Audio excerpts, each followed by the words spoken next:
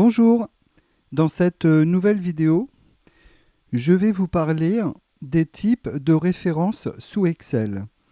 Alors, je vous demande la plus grande attention parce que au moment où nous allons devoir créer des formules de calcul, il faudra faire attention au type de référence que nous allons utiliser. Nous allons étudier les références relatives, les références absolues et les références mixtes ou semi-relatives. Alors je vais commencer par faire un petit tableau très simple qui va nous permettre de revoir un petit peu les références relatives.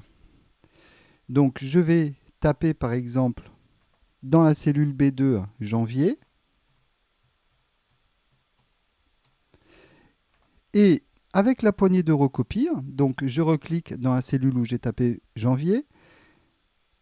Dans la cellule active, j'ai un petit carré en bas à droite qu'on appelle poignée de recopie. Je vais cliquer sur la poignée de recopie et je vais tirer vers la droite pour générer la suite de ma série, c'est-à-dire février et mars. Ensuite, ici, je vais peut-être taper le nom de Pedro, de Lucie et de Fabien. Voilà, ce sont nos trois représentants ou nos trois vendeurs. Ici, je vais taper total 1. Et comme je vais faire le calcul d'une autre manière juste après, je vais taper total 2. Et on va faire la même chose ici. Total 1 et total 2. Si vous voulez, vous pouvez appliquer des bordures partout. Voilà, je vais sélectionner toutes ces cellules et dans l'onglet Accueil, Groupe Police, Outils bordure, je viens chercher toutes les bordures. J'augmente un petit peu mon zoom pour mieux voir. Et on va commencer. Donc, je vais juste placer des valeurs un petit peu rondes, de telle manière à les saisir rapidement. 1000 euros, 1100 euros, 1200, 1300, 1400, 1500. Vous pouvez placer les montants que vous voulez. Vous pouvez le faire avec 1, 2, 3, 4, 5, 6, etc. 1600, 1700 et 1800. Je vais sélectionner toutes les cellules qui sont destinées à recevoir une valeur numérique et je vais appliquer le format accueil, groupe nombre, format monétaire.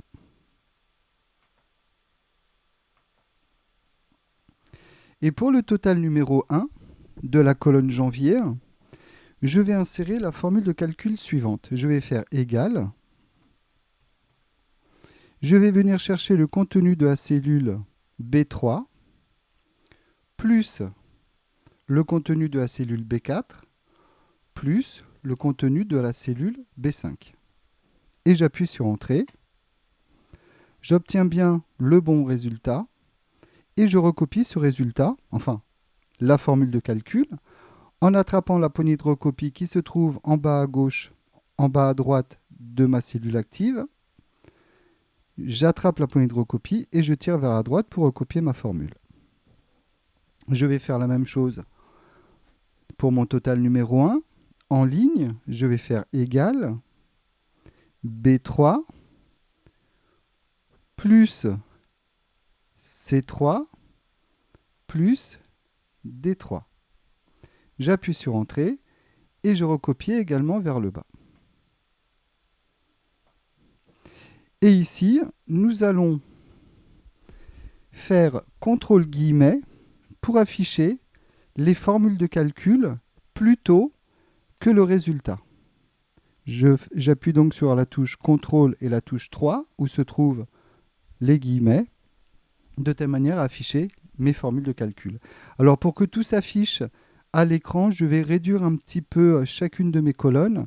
Si vous faites un double clic entre les colonnes, Excel va redimensionner les colonnes automatiquement en fonction de leur contenu.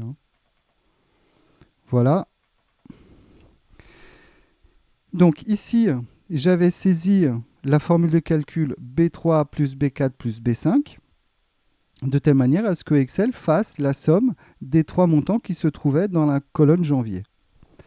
En recopiant vers la droite, B3 plus B4 plus B5 se sont changés en C3 plus C4 plus C5. Cela signifie que quand on va recopier une formule de calcul qui contient ce type de référence, c'est-à-dire une référence qui est constituée uniquement d'une lettre et d'un nombre, eh bien, quand on va recopier vers la droite, par exemple, Excel va changer la lettre des colonnes. On aurait pu recopier vers la gauche, ça aurait fait exactement la même chose. Sauf que on a peut-être plus l'habitude de faire des recopies de la gauche vers la droite plutôt qu'en sens inverse. Et c'est la même chose pour les lignes. C'est-à-dire que ici, par exemple, j'ai fait B3 plus C3 plus D3, et en recopiant vers le bas, Excel a remplacé le numéro de la ligne par le numéro de la ligne vers laquelle je recopiais ma formule de calcul pour que ma formule continue à fonctionner sur les lignes vers lesquelles je recopie ma formule. Voilà, donc cela signifie que quand on va recopier des formules de calcul soit vers la droite, soit vers la gauche, soit vers le haut ou soit vers le bas, ça fonctionne dans les quatre sens, Excel va changer soit la lettre de la colonne, soit le numéro de la ligne, en fonction de l'endroit vers lequel on recopie la formule de calcul. C'est pour que la formule de calcul fonctionne dans les colonnes et dans les lignes vers lesquelles on les recopie. Donc ici, on a fait le test avec des références de cellules, mais on pourrait faire la même chose avec des références de plages de cellules. Si par exemple, j'avais utilisé, plutôt que B3 plus C3 plus D3, si j'avais utilisé par exemple la fonction somme. Donc on va refaire CTRL guillemets. Alors ici, vous voyez que Excel a remplacé les valeurs numériques par des dièses. C'est tout simplement parce qu'il n'a plus la place d'afficher les montants. Donc, on va faire un double clic entre les colonnes pour les agrandir et pour que Excel ait la place d'afficher le contenu des cellules. Pour la colonne A aussi. Donc, pour le total 2, je vais taper somme. J'ouvre une parenthèse et je viens sélectionner mes trois montants. J'appuie sur Entrée et je recopie vers la droite. Je vais faire la même chose en ligne, égale, somme, ouvrir la parenthèse, je sélectionne les trois montants pour janvier, février et mars, j'appuie sur Entrée et je recopie vers le bas. Donc ici, on ne travaille qu'avec des références de cellules relatives. CTRL guillemets pour afficher les formules de calcul plutôt que les résultats. On peut aussi faire formule. Et ici, vous voyez qu'on a une petite commande qui s'appelle afficher les formules. Et juste à côté, Excel nous affiche que le raccourci à utiliser est bien CTRL guillemets. Je vais redimensionner un petit peu mes colonnes en faisant un double clic entre celles-ci pour essayer de tout afficher à l'écran pour que vous voyez bien.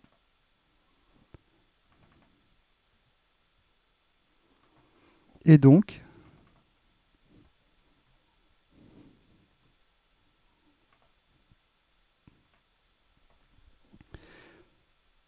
dans les formules de calcul dans lesquelles j'ai inséré une référence de plage de cellules, comme par exemple ici somme B3 jusqu'à B5, eh bien, en recopiant vers la droite, il a également changé les B, la lettre B de la colonne par la lettre C de la colonne vers laquelle je recopiais ma formule de calcul pour que celle-ci fonctionne dans la nouvelle colonne vers laquelle je la recopie.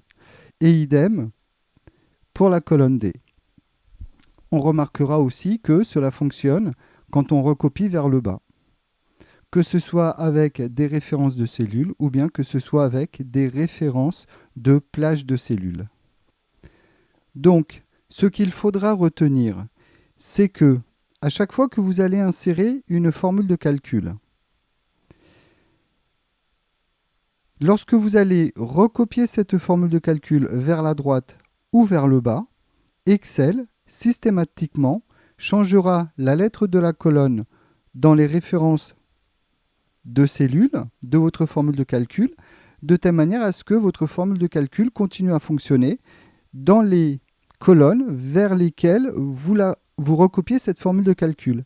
Et c'est la même chose pour les lignes, pour les références de lignes. Quand vous allez recopier vers le bas une formule de calcul, Excel va changer le numéro de la ligne dans les références. Donc, pour que cela fonctionne correctement, il faut travailler dans des tableaux dont la structure permet de recopier des formules de calcul vers d'autres colonnes ou bien vers d'autres lignes. Il suffit juste de mettre les informations soit en colonne, soit en ligne. Ici, en colonne, nous avons janvier, février et mars, donc on va pouvoir recopier depuis janvier jusqu'à mars notre formule. Et idem en ligne, comme on va mettre Pedro, Lucie et Fabien les uns en dessous des autres, quand on va insérer une formule au bout de la ligne de Pedro, eh bien, en recopiant vers le bas, on pourra appliquer le même type de calcul pour les autres lignes. Voilà pour ce qui est des références relatives. Donc, ici, les références relatives, ce ne sont que des références qui ne sont constituées que d'une lettre et d'un nombre. Maintenant, nous allons voir les références absolues. Alors, je vais refaire CTRL- pour afficher les résultats. Donc ici, Excel m'a affiché des dièses, c'est tout simplement parce qu'il n'a plus la place dans les cellules pour afficher les valeurs numériques. Donc on va juste agrandir la largeur des colonnes en faisant un double clic entre chacune d'elles. Et comme ça, Excel va pouvoir agrandir les colonnes en fonction de leur contenu. Je peux aussi cliquer, attraper la ligne qui sépare par exemple ici la colonne F de la colonne G, garder le bouton gauche appuyé et tirer vers la droite. On va faire la même chose pour la colonne A. Voilà, donc je réduis encore un tout petit peu mon zoom. Et maintenant, je vais vous parler des références absolues. Donc du coup, comme j'ai encore réduit mon zoom, je dois remodifier à nouveau la largeur de mes colonnes. Bon, c'est pas trop grave. Ici, alors, en I1, on va taper par exemple taux de TVA. Et juste après, on va taper par exemple 20%.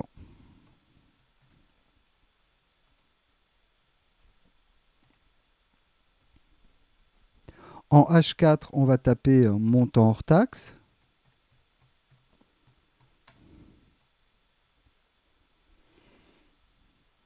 Et en I4, on va taper montant de TVA. Montant de TVA. Alors, pour envoyer à la ligne automatiquement, ce que je vous conseille, c'est d'aller sur l'onglet Accueil et on va cliquer sur Renvoyer à la ligne automatiquement dans le groupe Alignement. Après, on va juste sélectionner ces deux cellules et les aligner horizontalement et verticalement.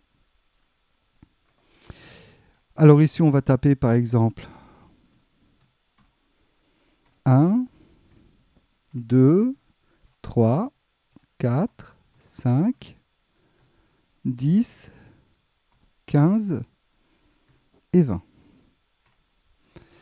Je vais juste me déplacer un petit peu. On va appliquer des bordures. Donc je sélectionne mon petit tableau et je viens dans Accueil, Groupe Police outils bordure, toutes les bordures. Et allez, je vais aussi mettre 2 bordures ici. Et je vais appliquer le format monétaire. Accueil, groupe, nombre, format monétaire. Et maintenant, je vais calculer le montant de TVA pour 1 euro, 2 euros, 3 euros, etc. Je commence par insérer le signe égal. Et je viens chercher 1 euro dans la colonne H que je vais multiplier par 20%. Et ici, vous voyez que on a 2 types de valeurs. On a dans la colonne montant hors taxe, on a toute une série de montants auxquels on va tous appliquer le même taux de TVA. Et ici, on a un taux de TVA unique que l'on va appliquer à toutes ces cellules. Donc, on a un type de valeur qui va être répété sur différentes lignes les unes en dessous des autres, et on a un taux qui sera unique et qui se trouvera dans une cellule isolée. Et donc ici, j'ai multiplié 1 euro par mon taux de TVA. Maintenant, je vais faire un double clic sur ma poignée de recopie pour recopier ma formule de calcul vers la première cellule vide que Excel va rencontrer dans la colonne. Et ici, vous voyez qu'il y a des erreurs. Excel me renvoie soit 0, soit dièse valeur point d'exclamation. Et on va essayer de comprendre ce qu'il s'est passé. Si je fais un double clic sur la première de mes formules de calcul, je multiplie le contenu de la cellule H5 par I2. Donc, ici, c'est bien ce qu'il fallait faire, multiplier 1 euro par le taux de TVA qui est de 20%. J'appuie sur Entrée. J'entre dans la deuxième cellule. Alors, vous pouvez aussi entrer dans les cellules. Vous n'êtes pas obligé obligatoirement de faire un double clic dans la cellule pour entrer à l'intérieur. Vous pouvez aussi juste appuyer sur la touche F2. Et ici, vous voyez, H5 multiplié par I2 a été remplacé, quand je l'ai recopié vers le bas, par H6 multiplié par I3. Alors, pour ce qui est de la première partie de ma formule de calcul, je suis d'accord qu'il remplace H5 par H6. Tout simplement parce que quand je vais recopier ma formule de calcul, je vais demander à Excel d'utiliser la cellule qui va se trouver juste en dessous de la cellule H5. Donc, pour ce qui est de la première partie de ma formule, il faut que Excel remplace H5 par H6, de telle manière à ce qu'il puisse aller chercher le montant de 2 euros qui se trouve en dessous. Et ensuite, c'est la même chose, il faudra qu'il aille chercher le contenu de H7 et ainsi de suite, H8, H9, etc. Seulement, vous voyez qu'à chaque fois, ici, il a bien remplacé H5 par H6, par 7, par H8, etc. Mais par contre, il m'a aussi remplacé I2 par I3, par I4, par I5. Or, il est impératif que chacun de ces montants soit multiplié toujours par le même taux de TVA. Or, par défaut, le problème, c'est que quand je recopie vers le bas, Excel décale la référence de la cellule dans laquelle se trouve mon taux de TVA. C'est pour ça qu'il commence par multiplier par 20% dans la première cellule, et ensuite, il multiplie par le contenu d'une cellule qui est vide. Parce qu'il a remplacé I2 par I3. Et en I3, eh bien, comme il n'y a rien d'écrit dedans, il multiplie par 0, donc ça renvoie 0. Et après, juste en dessous, j'ai une erreur valeur. Alors on va regarder ce qui se passe. Il multiplie H7 par I4. Or, en I4, il y a du texte. Donc il essaye de multiplier 3 euros par une cellule qui contient du texte. Donc ça renvoie l'erreur dièse valeur. Alors, qu'est-ce qu'il faut faire du coup? Eh bien, ici, il est impératif que quand on va recopier vers le bas, d'ailleurs je vais afficher les formules de calcul, quand on va recopier vers le bas, il est impératif que Excel garde toujours, qu'il multiplie toujours par 20%, par le contenu de la cellule I2, parce que c'est dans cette cellule que se trouve mon taux de TVA.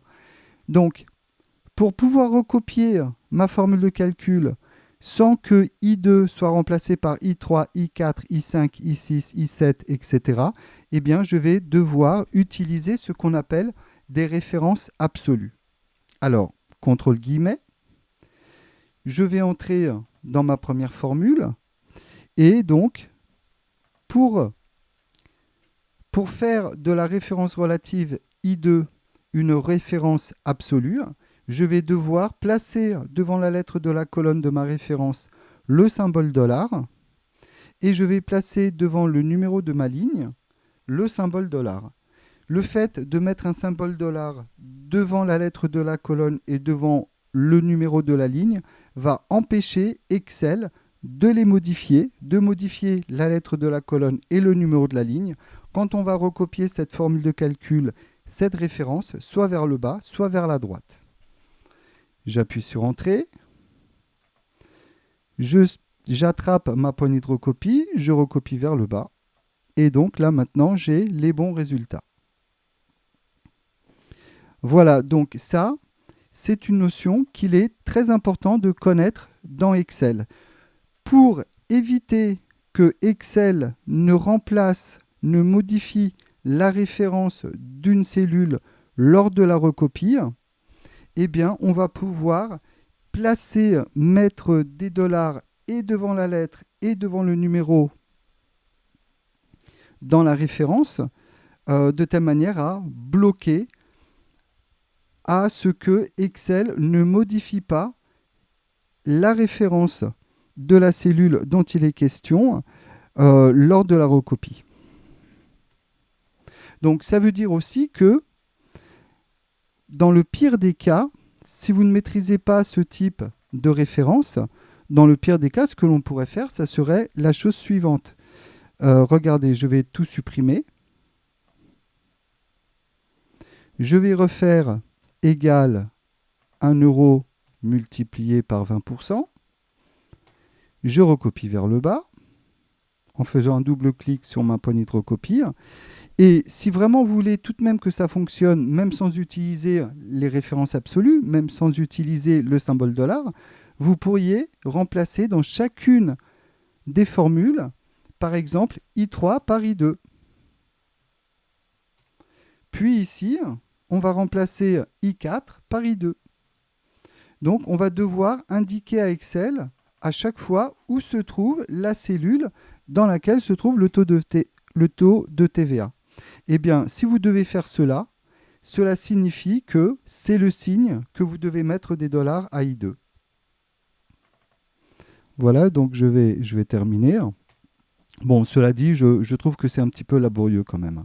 Là, ça va parce qu'il n'y en a qu'une petite dizaine à peine, mais si vous en aviez beaucoup, ça serait un petit peu laborieux. Donc après, je vais vous montrer une autre petite astuce.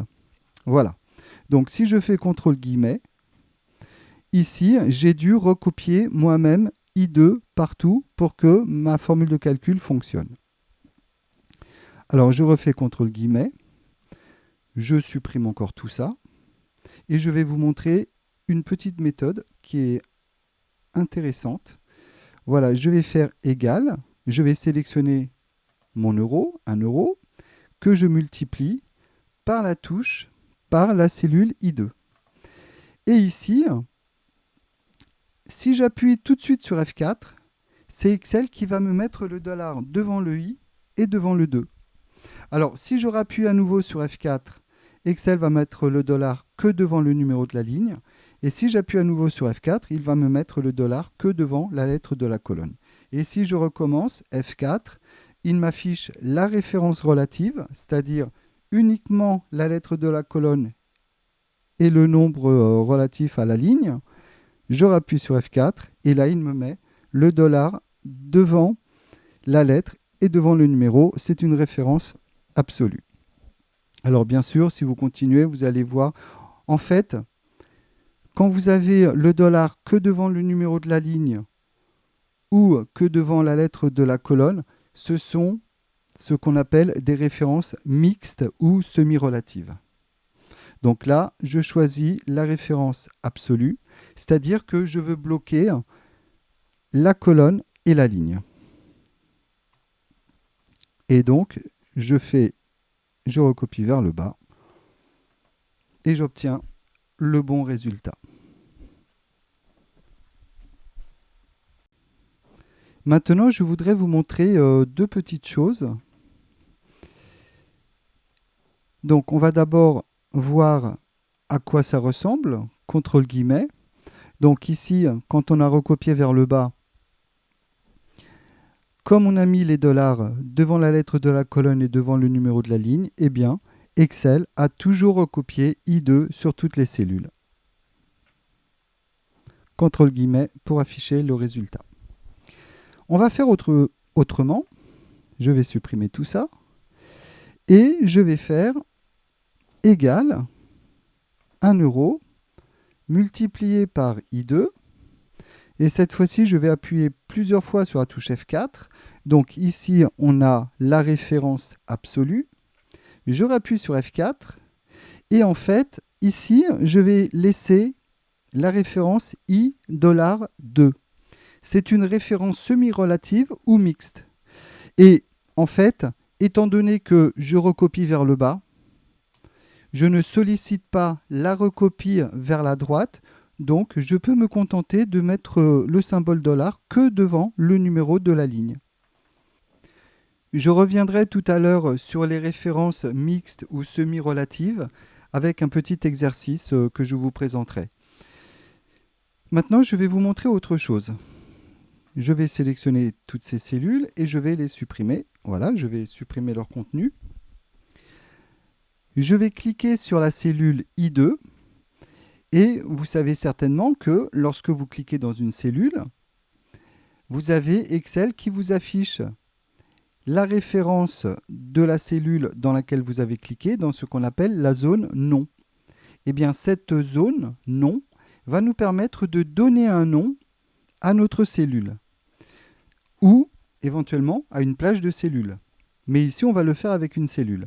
Donc, je vais cliquer dans la zone nom, je vais supprimer I2 et je vais le remplacer par un nom que je vais donner à ma cellule. Alors faites attention, il ne doit pas y avoir d'espace dans le nom que vous allez donner. Donc soit on remplace les espaces par le symbole underscore, le fameux tiret du 8, soit ce que font les informaticiens aussi, très souvent, c'est qu'ils mettent une lettre majuscule à chacun des mots qui constituent un nom. Donc moi je vais taper par exemple taux de TVA, et donc moi par contre je fais le choix de mettre une lettre majuscule à chacun des mots. TVA, voilà, taux de TVA, et j'appuie sur Entrée. Donc maintenant, lorsque je clique sur la cellule I2, j'ai, au lieu d'avoir sa référence qui va s'afficher dans la zone nom, je vais avoir son nom, taux de TVA. Et dans mon calcul, je vais pouvoir faire égal 1 euro multiplié, et là je commence à taper taux de TVA, donc je tape T, et vous voyez, il est ici. Alors, à chaque fois que vous avez un petit f de x, ce sont des noms de fonctions qui ont été prédéfinis par Microsoft. Et quand vous avez une étiquette, ce sont des cellules ou des plages de cellules nommées que vous aurez définies vous-même, définies par l'utilisateur. Donc, je fais un double-clic sur taux de TVA ou alors je me déplace avec les touches fléchées et j'appuie sur la touche de tabulation. J'insère le nom taux de TVA qui fait référence à la cellule I2 qui contient 20%. Et quand je vais recopier vers le bas, vous voyez que cela fonctionne Et si j'affiche ma formule de calcul, enfin mes formules de calcul, je vois que Excel a inséré dans toutes les cellules le nom taux de TVA. Eh bien, quand vous utilisez des cellules nommées, les cellules nommées, ici qui est taux de TVA, sont considérées comme étant des références absolues.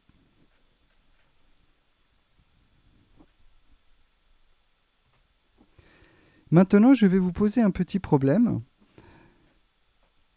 que l'on m'avait posé lorsque j'ai fait ma formation de formateur en bureautique. Alors, je vais me rendre sur la feuille numéro 2. Donc, c'est un petit problème qui va nous permettre de réfléchir sur les références semi-relatives ou sur les références mixtes. Donc, en B2, je vais taper 1. Puis à côté, je vais taper 2, 3, et ainsi de suite jusqu'à 10. Alors, pour aller un petit peu plus vite, je vais sélectionner ces 3 cellules et je vais recopier 4, 5, 6, 7, 8, 9 et 10. Ça, c'est une première méthode pour incrémenter des nombres que l'on va recopier. Ici, je vais taper 1 et je vais recopier vers le bas.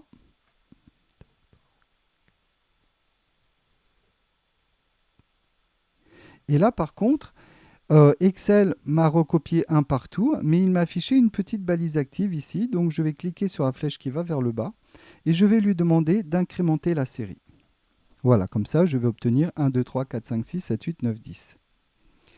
Alors, voici le problème. Je veux systématiquement multiplier le nombre qui se trouve sur la ligne 2 par le nombre qui se trouve dans la colonne A, dans tout mon tableau. Et pour cela, je veux utiliser une et une seule formule de calcul que je vais recopier dans tout mon tableau. Donc, ma formule de calcul devra par exemple multiplier 1 par 1 pour obtenir 1 ici. Ici, 5 multiplié par 1, je devrais obtenir 5, et ainsi de suite dans tout mon tableau.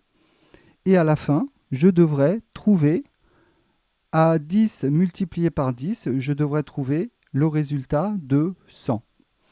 Alors, pour cela, on va devoir utiliser ce qu'on appelle les références mixtes ou semi-relatives. C'est-à-dire qu'on va seulement mettre le dollar soit devant la lettre de la colonne de nos références, soit devant le numéro de la ligne de nos références.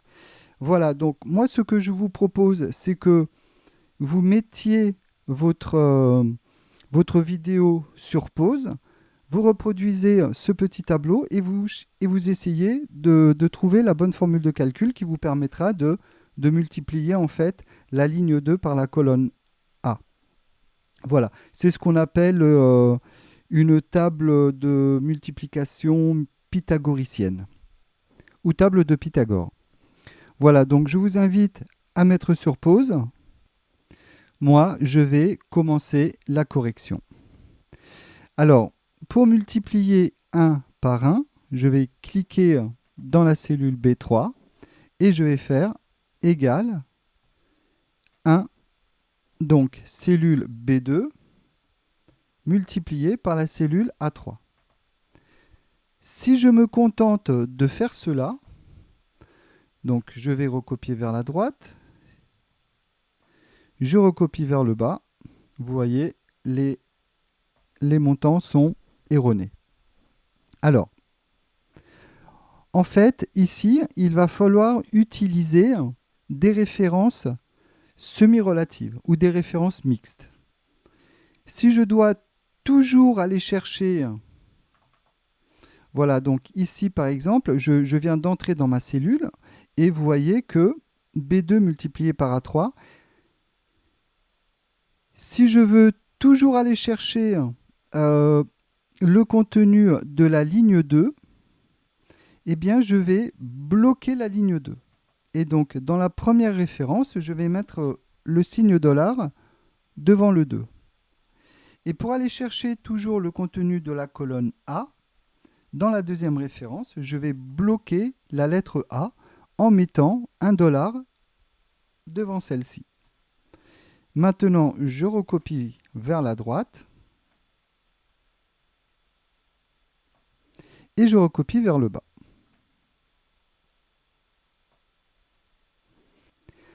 Voilà, j'espère que cette vidéo vous aura servi à bien comprendre la différence entre les références relatives, absolues et mixtes. Et je vous dis à bientôt pour une nouvelle vidéo. Au revoir.